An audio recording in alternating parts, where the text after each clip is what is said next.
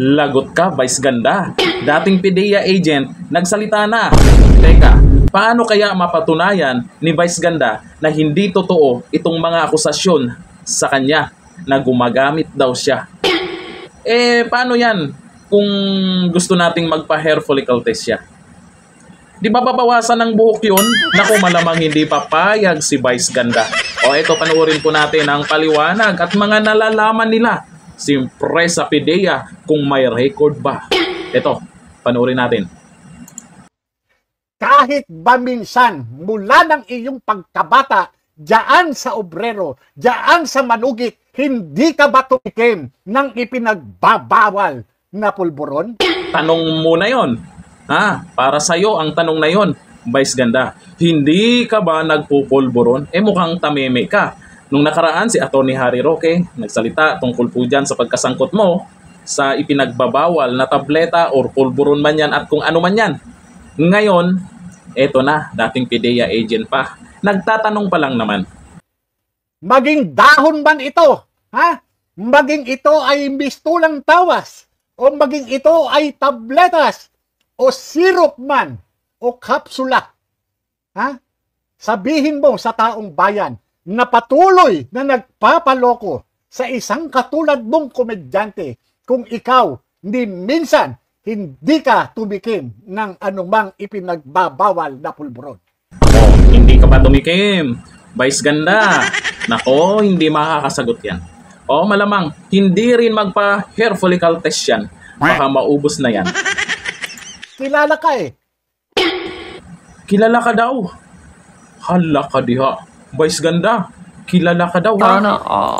Kilala ka. At alam ko, yung mga nagsasabi nito at yung may mga hawak na dokumento. Teka, hindi lang pala kwento.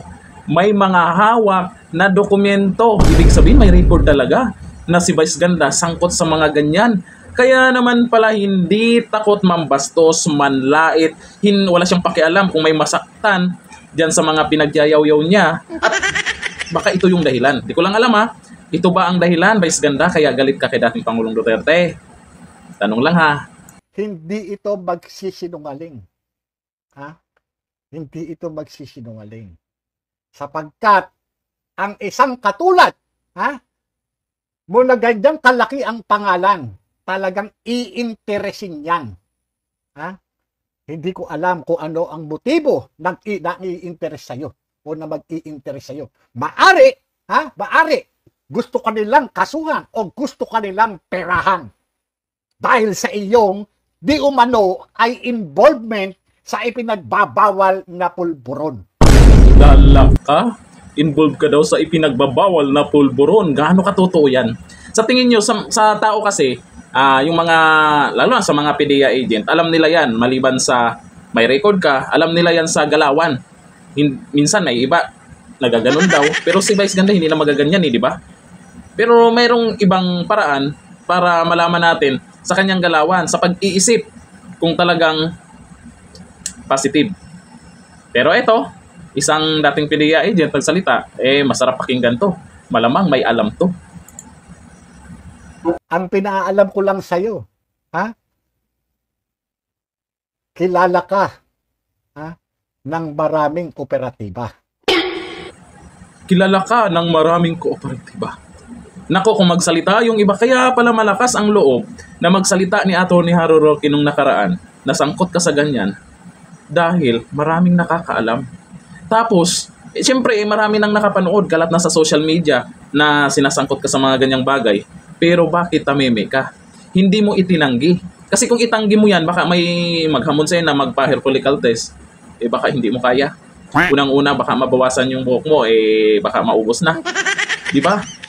Naku, talaga. Wala kang maililihim sa mga operatiba. Sapagkat ang mga operatiba, nakakasama niyan, nakakausap niyan yung mga tao na nakakasama ninyo. Pakatandaan mo na mayroon mga impormasyon at report na ikaw ay di umano ilang beses nang nakuha ng iba't ibang unit. Di umano, ay ilang beses na nakuha ng ilang unit. Naku po, kilalang kilala ka talaga. Sikat na sikat talaga yung vice ganda nyo. O ngayon, sa tagapagtanggol niya at naniniwala pa rin sa kanya, eto ba ang idol nyo? Mahilig manlait. Pero hindi naman siya inaano ng mga nilait niya.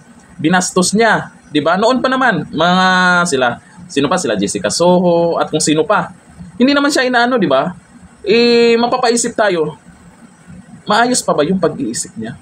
Tapos malaman-laman natin na di umano ay may ganito. Nako, vice ganda. Mali ang ginawang pagbibiro mo dahil nalaman ng karamihan kung ano ang pinagagawa mo. Pwede mong pabulaanan dyan at pwede mo ring aminin.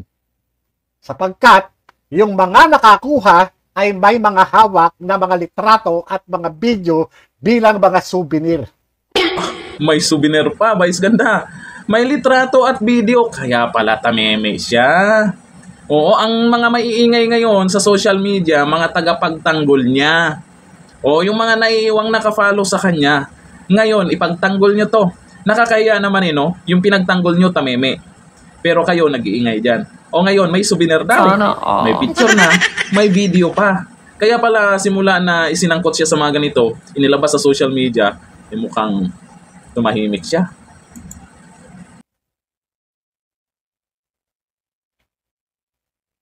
Kaya, ito ngayon, ang isa sa mga katanungan namin, ano ang motibo ng isang kabayo? Bakit magagalit siya sa dating Pangulo?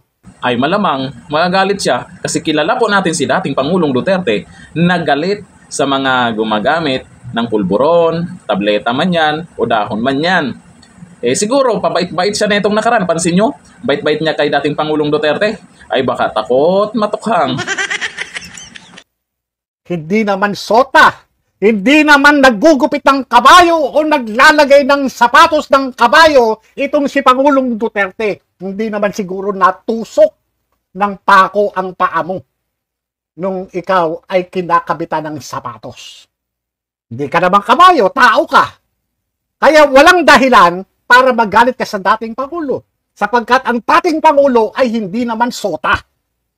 Hindi rin siya nagtrabaho doon sa San Lazaro, hindi rin siya nagtrabaho doon sa Santa Ana, kung saan dinadaos ang mga karera ng mga kabayo. Tanong ko tuloy, doon sa mga tropa, ano to, nasobrahan ba sa pulot? Ha? Nasobrahan ba sa pulot ito kung bakit ganito na labang? Oh, nasobrahan ka daw. Kaya ganyan ka na lang bumanat. Ako, hinahinay kasi, vice ganda. Hinahinay kasi. Ito na, may mga nagsasalita na. Paano kaya to? Kung hindi totoo yan, itong mga nagsasalita na to ay pwedeng ireklamo ni vice ganda, di ba? Kaya mga nakapanood sa video na to, at ako mismo, tanong ko lang talaga, totoo nga ba, vice ganda, yung pinagsasabi nila na sangkot ka sa ipinagbabawal na pulburon?